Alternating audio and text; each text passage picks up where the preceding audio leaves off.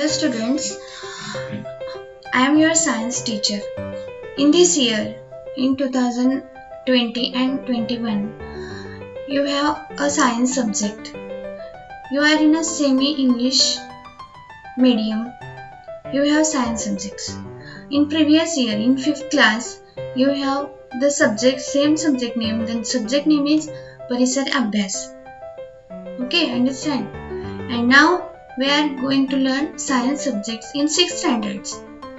So in 6th standard we are going to learn our first chapter. The chapter name is Natural Resources, Air, Water and Land. नमस्कार विद्यार्थी मित्रांनो, आपण मागच्या वर्षी तुम्हाला परिसर अभ्यास नावाचा विषय होता 5वीला असताना. आता यावर्षी तुम्हाला जनरल सायन्स नावाचा विषय आहे जो की इंग्लिश मध्ये आहे. तुम्ही सेमी इंग्लिशला आहात ना, सेमी इंग्लिश माध्यम आहे तुमचं, त्यामध्ये सायन्स हा विषय इंग्लिश मध्ये आहे. तर ही तुमची सुरुवात आहे. किंवा काही मुलांना फर्स्ट पासून 4th स्टँडर्ड पर्यंत इंग्लिश मध्ये परिसर अभ्यास सब्जेक्ट असेलही कदाचित. पण आता आपण 6वी पासून जनरल सायन्स हा सब्जेक्ट शिकणार आहोत की जो पूर्ण इंग्लिश मध्ये आहे. आता दिस इज द बिगिनिंग, ही सुरुवात आहे. त्यामुळे तुम्हाला असं वाटेल की हे इंग्लिश मध्ये आहे मग अवघड आहे. तर no, it is very easy. जसं जसं आपण शिकू किंवा जसं जसं आपण त्याचा अभ्यास करू तसा तो सायन्स सब्जेक्ट तुम्हाला खूप सोपा वाटेल. ठीक आहे, तर मग करूया सुरुवात. Okay, then let's begin our first chapter. General subject name is General Science and chapter name is Natural Resources, Air, Water and Land.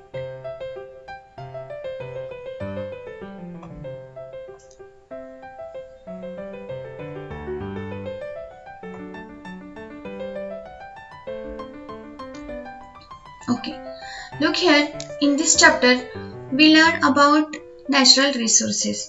Then which are the natural resources? The first is, look here, I put here arrow so you can see. First our natural resource is air, then water and then land. Then what are the natural resources?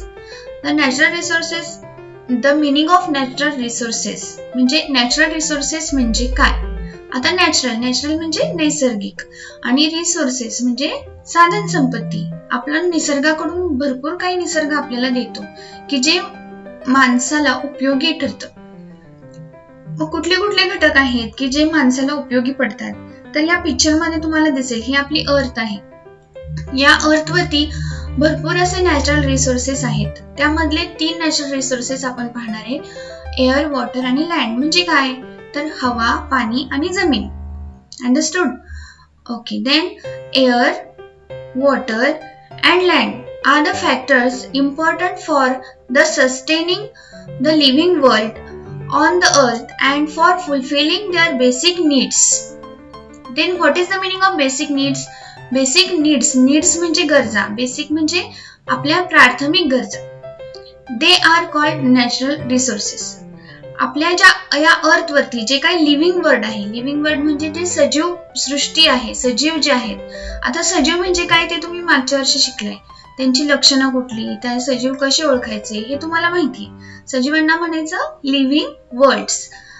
मग ज्या air, water आणि land हे जे factors आहेत हे important आहेत. कशासाठी important आहेत? तर आपल्यासाठी, ह्या पूर्ण लिव्हिंग वर्ड साठी इम्पॉर्टंट आहेत की जे आपल्या बेसिक नीड्स फुलफिल करतात. म्हणजे आपल्या ज्या बेसिक नीड्स आहेत, अन्न, हवा, पाणी, निवारा, या ज्या बेसिक नीड्स आहेत या नॅचरल रिसोर्सेस कडून फुलफिल केल्या जातात. त्यांना म्हणायचं natural resources. Okay, understand? Then I go to next slide. Look here, here is a picture of earth. And what is the title of this slide? The title of this slide is Spheres of the Earth. According to spheres म्हणजे पृथ्वीवरती वेगवेगळ्या वातावरणाचे आपण थर बनवलेत. थर म्हणजे spares.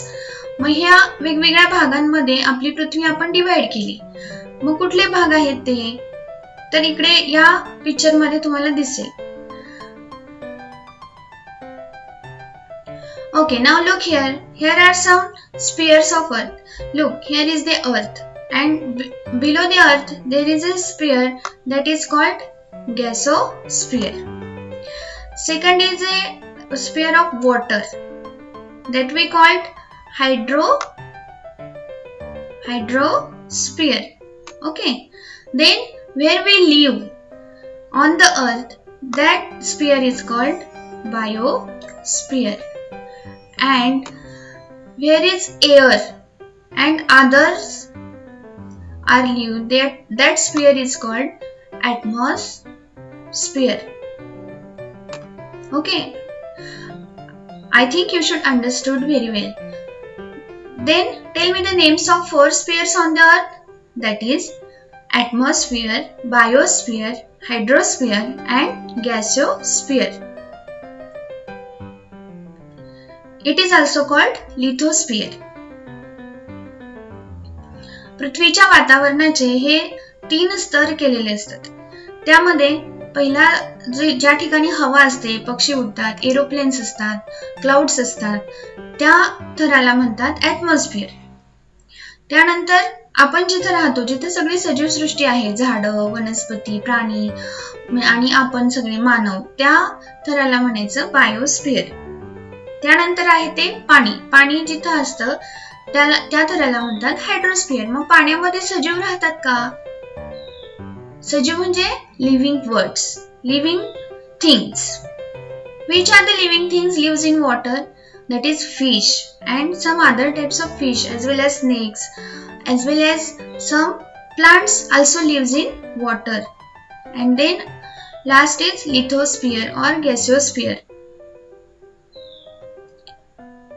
Okay, now we are going to our next slide.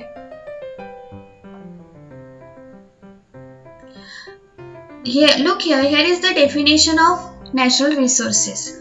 What are the natural resources? When anyone asks you about the natural resources, you have to answer like this, like these points. Look here.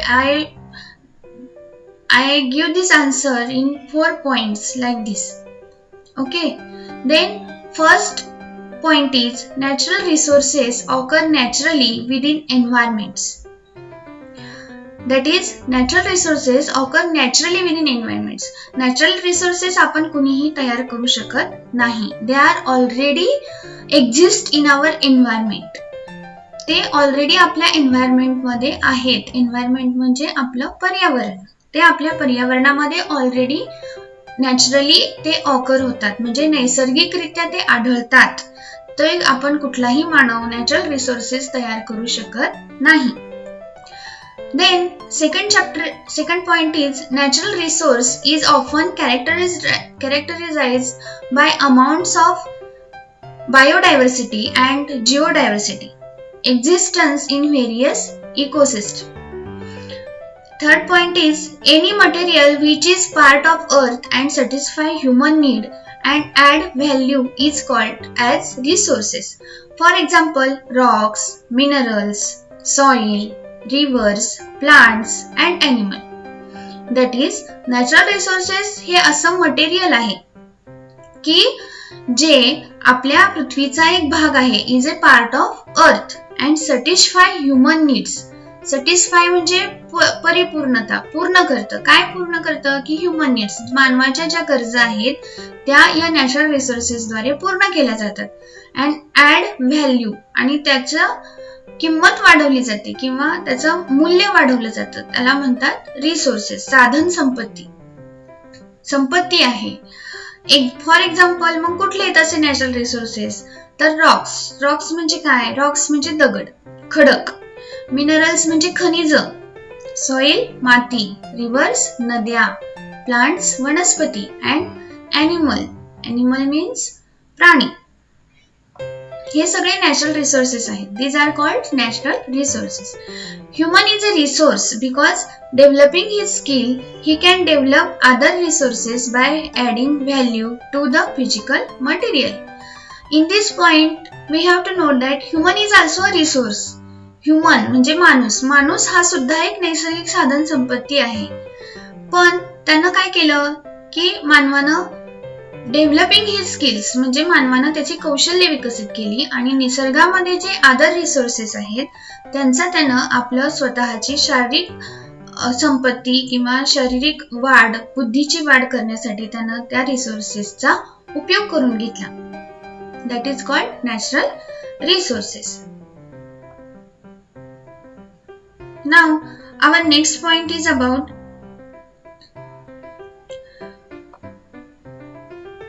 proportion of land and water.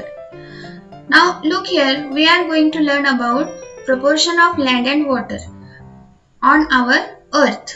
आता आपल्या पृथ्वीवरती काही percentage मध्ये water आहे आणि काही percentage मध्ये जमीन आहे.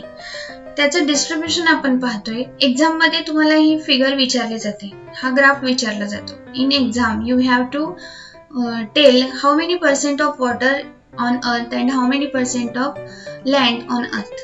So look here, here is a graph. In this blue color there is a water. Just a minute. Now look here, in blue color this is the percentage of water and in greenish color there is a percentage of land. Then how many percent of water exist on earth? That is 71% water exists on earth. And then how many remaining? The remaining is 29%. How many? That is 29% land is available for living world. Understood? Keep this diagram in your mind. And now our next slide is, now we are going to learn about air. First natural resource is air. Now look here, in our environment there is a mixture of several gases. Not only one gas in our environment, there are so many gases in our environment. Okay. Firstly, we are going to learn about gases. Gases are not found in exosphere and beyond. What is that meaning? That is gases जे आहेत ते एक्झोस्फिअर आणि त्याच्या वरती आपल्याला gases आढळत नाहीत. फक्त पृथ्वीच्या वातावरणामध्ये गॅसेस आहेत. त्या एक्झोस्फिअर मध्ये गॅसेस आपल्याला दिसणार नाहीत. तिथे कुठलेही हवेचं माध्यम नाही. So let's learn about the proportion of gases in our earth environment. Okay, look here. Here is also second chart, second graph that we see. In that we see that the proportion of various gases. Now tell me, look here, how many percentage of nitrogen? Yes, right. Nitrogen is 78%. Look, here is a nitrogen. Nitrogen is 78% and oxygen, which is necessary for our respiratory system. That is, oxygen is 20.9%. That is 21% oxygen present in our earth. 21%. And third gas name is argon. Look here, here is the name of gas argon. Argon is 0.90%. And other gases म्हणजे इतर कुठले प्रकारचे gases ते आहेत 0.17%. And last, which produce air pollution, that the gas name is carbon dioxide, but it is also necessary for plants for respiration. Carbon dioxide चं प्रमाण आहे 0.03% in our earth. Remember it carefully. हे लक्षात ठेवायचं आहे हा chart, because this chart asking in our exam and this is for also general knowledge. Carbon dioxide percentage is 0.03%. Listen carefully how I read. काळजीपूर्वक ऐका मी कसं वाचतेय. Percentage 0.03%. Other gases 0.17%. Argon gases 0.90%. Nitrogen is present in our earth environment. Nitrogen percentage is 78% and oxygen is 21%. Okay, I think you understand. Okay, then we have to learn about some uses of gases in the air.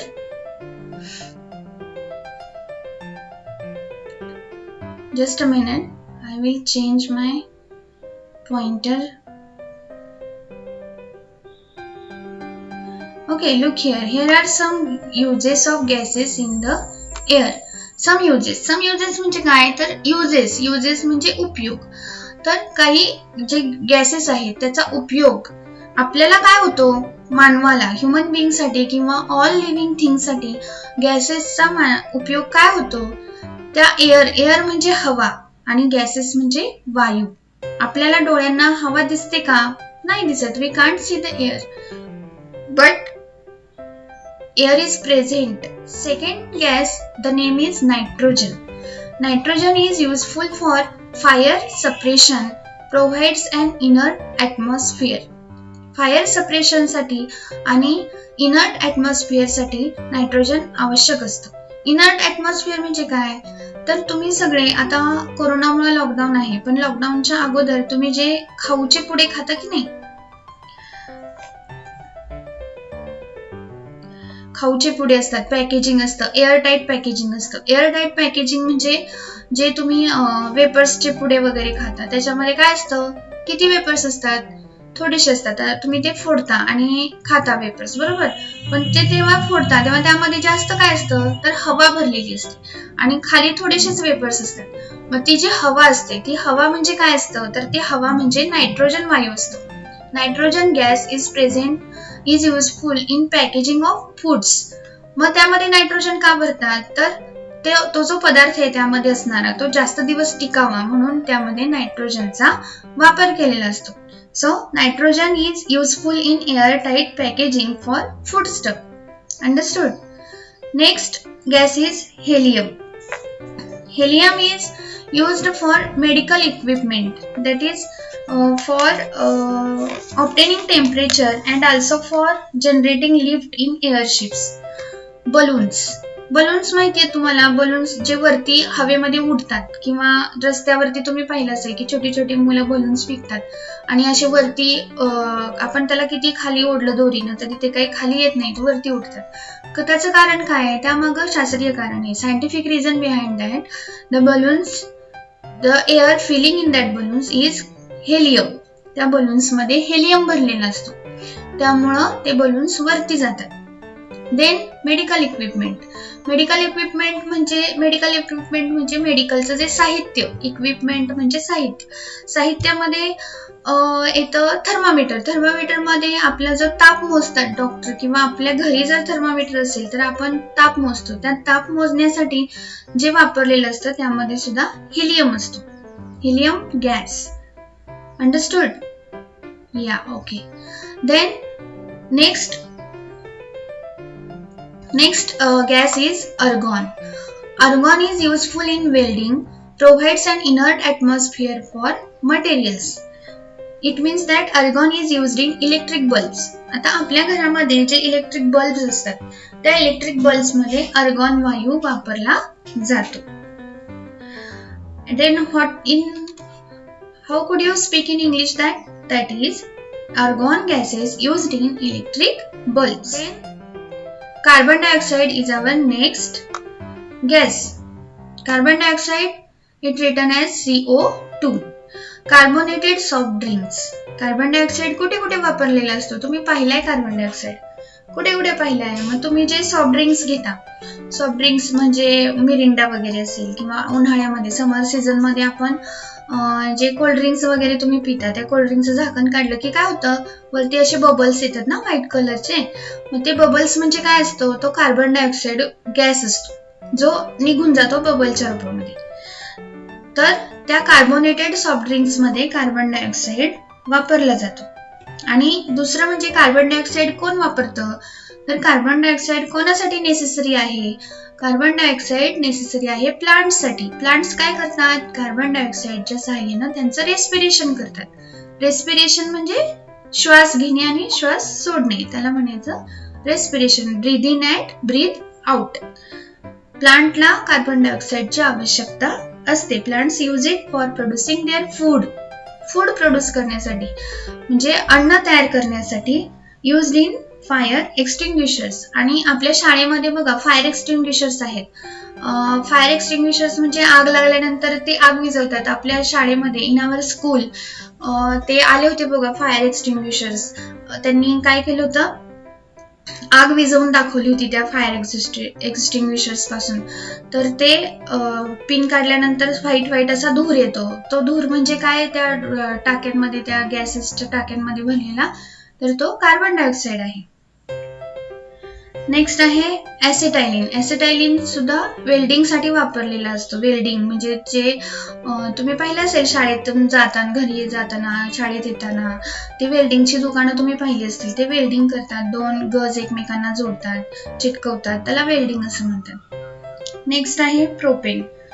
Propane, butane, nitrous oxide, freon, these all gases are very useful for us. Now you can read this. Okay. Now our next slide is about air pollution. This is very important topic and this is necessary to learn about air pollution. Air pollution, what is the meaning of air pollution? That is, air pollution refers to the release of pollutants into the air that are hazardous to human health and the planet as a whole. It occurs when the harmful substances such as foreign gases, odor, dust or fumes are present in the air at higher levels. Air pollution results from both human and natural activities. Air pollution, pollution म्हणजे प्रदूषण. तुम्हाला इथं दिसत असेल picture मध्ये, या ठिकाणी इथं धूर निघतोय आणि या ठिकाणी कॉजेस आहेत. Causes of outdoor air pollution. Air पोल्युशनचे कॉजेस म्हणजे एअर पोल्युशन कोणामुळे होतं? कोण एअर पोल्युशन करतं? म्हणजे आपण जी हवा, आपल्या जगण्यासाठी जी हवा आवश्यक आहे, ऑक्सिजन आपल्याला आवश्यक आहे, तो जर पोल्युटेड असेल तर आपल्याला दम लागतो, श्वास घेताना त्रास होतो. मग हे पोल्युटेड हवा जर आपल्या शरीरात गेली तर आपल्या शरीरामध्ये सुद्धा रेस्पिरेटरी सिस्टीम आपली व्यवस्थित चालत नाही. एअर पोल्युशन म्हणजे हवेचं प्रदूषण. Causes of outdoor air pollution. आता हे हवेचं प्रदूषण मग कशामुळे होतं? तर या ठिकाणी तुम्ही बघू शकता, मी पॉइंटर घेते, त्या पॉइंटरनं तुम्हाला मी दाखवते. Causes of air pollution. First cause is forest fires. Forest मध्ये ज्या आगी लागतात किंवा वनवा पेटला असं आपण म्हणतो, झाडाला झाडं घासतात आणि खूप दाट जंगल असतं, त्या जंगलामध्ये आग लागते, त्याला म्हणतात फॉरेस्ट फायर्स. फॉरेस्ट म्हणजे जंगल, फायर्स म्हणजे आग लागणे. आणि नेक्स्ट आहे सी स्प्रे. समुद्रावरती जर काही जहाजांचा अपघात झाला तर त्या समुद्रावरती ऑइल वगैरे सांडतं, त्याला म्हणायचं सी स्प्रे. त्यानंतर आहे डस्ट. हवेमध्ये असणारी डस्ट, धूळ. डस्ट म्हणजे काय? धूळ. त्यानंतर व्हॉल्कॅनोज. व्हॉल्कॅनोज म्हणजे जे ज्वालामुखी होतात, भूकंप झाला आपण म्हणतो, जे व्हॉल्कॅनोज जमिनीतून बाहेर पडतात त्याला ज्वालामुखी, त्यामुळे सुद्धा एअर पोल्युशन होतं. त्यानंतर आहे ट्रान्सपोर्ट. ट्रान्सपोर्ट म्हणजे जी वाहतूक असते रस्त्यावर चालणारी, ज्या गाड्यांमधून जो धूर येतो त्याला ट्रान्सपोर्ट असं म्हणायचं. त्यामुळं हवा प्रदूषित होते, एअर पोल्युशन होतं.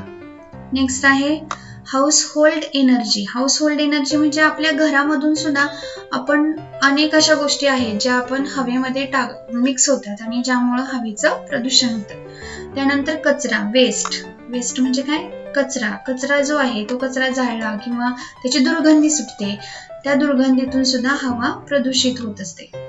आणि नेक्स्ट आहे एनर्जी अँड इंडस्ट्री सप्लाय. जे मोठ्या मोठ्या कंपन्या आहेत, इंडस्ट्रीज आहेत, कारखाने आहेत, त्यामधून जो धूर बाहेर पडतो त्या धुरामुळे सुद्धा आपली एअर पोल्युटेड होते. त्यानंतर आहे ऍग्रिकल्चर. ऍग्रिकल्चर म्हणजे शेती. आता तुम्ही म्हणाले शेतीमुळे कसं काय एअर पोल्युशन होईल?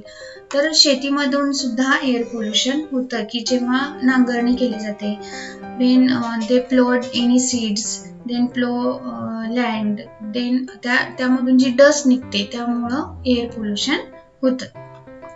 आता एअर पोल्युशन म्हणजे काय? एअर पोल्युशनचा आपल्याला काय तोटा होतो?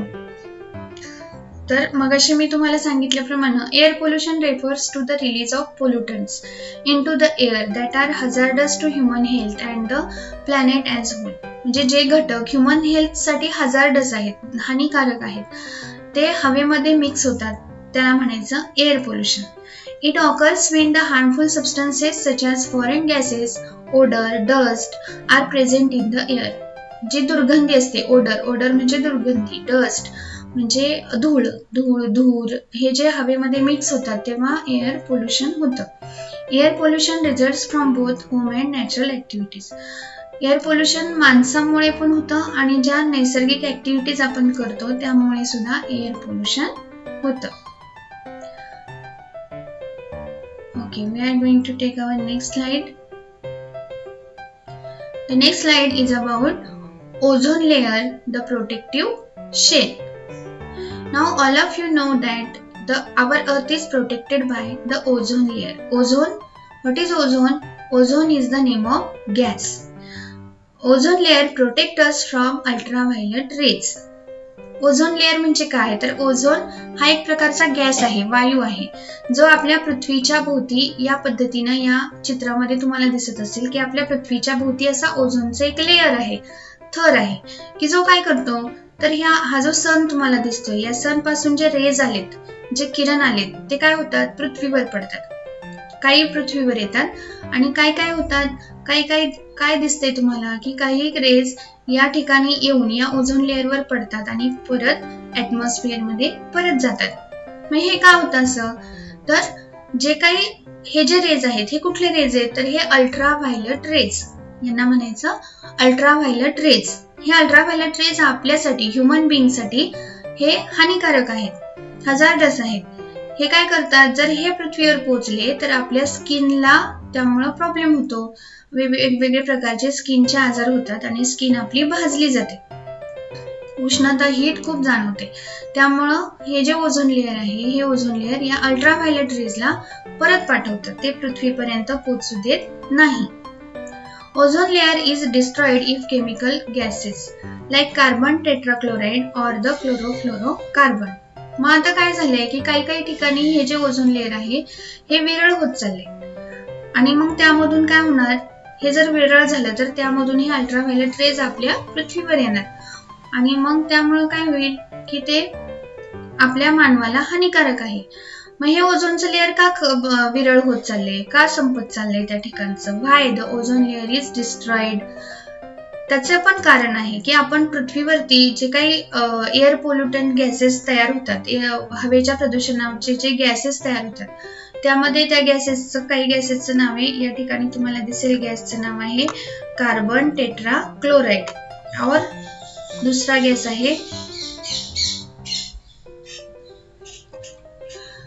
गॅस आहे क्लोरोफ्लोरोकार्बन.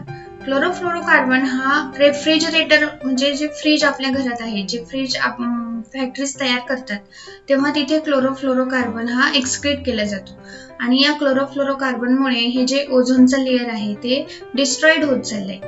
मग हे डिस्ट्रॉइड होऊ नये म्हणून आपण काय करायला पाहिजे? तर ओझोनचं सूत्र आहे O3, की झाडं लावली पाहिजेत. झाडं लावल्यामुळं ओझोन वायू तयार होतो आणि मग या ओझोनचं लेअर आपल्या पृथ्वीभोवती तयार होतं.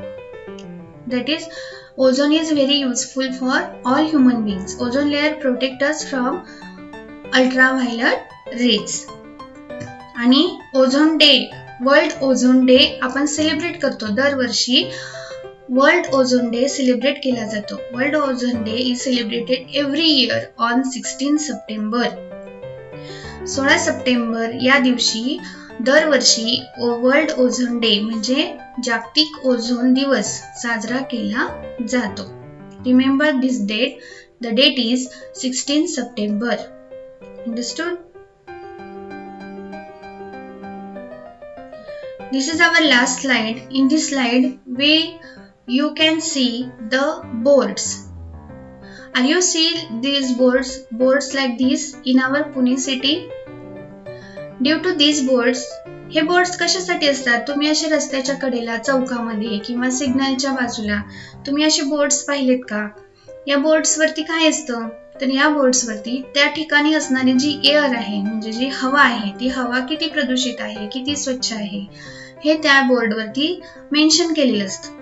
आता हा दिल्ली मधला हा बोर्ड आहे, सफर लोधी रोड वरचा हा बोर्ड आहे. या ठिकाणी एअर क्वालिटी दाखवलेली आहे आणि रेड झोन म्हणजे पुअर आहे, पुअर म्हणजे प्रदूषित आहे. आणि जर ग्रीन असेल, इथं जर ग्रीन कलर असता तर काय समजायचं की या ठिकाणची हवा चांगली आहे. इथं रेड कलर दाखवलाय म्हणजे ही या ठिकाणची हवा कशी आहे? पुअर आहे, तर म्हणजे प्रदूषित आहे. Due to this boards we can see the amount of harmful elements in the air. या बोर्ड्स मुळे आपल्याला एअर मधले हार्मफुल एलिमेंट्स आपल्याला समजतात. Okay, this is now finish our today's lesson. We are learn about air. Day after that we are going to learn about water and land.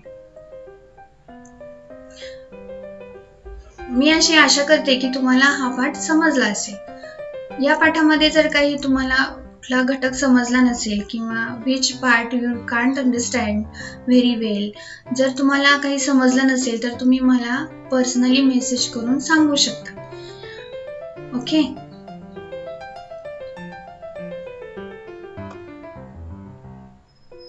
so thank you all. Stay at home, stay safe, use your mask always and sanitizers. Thank you.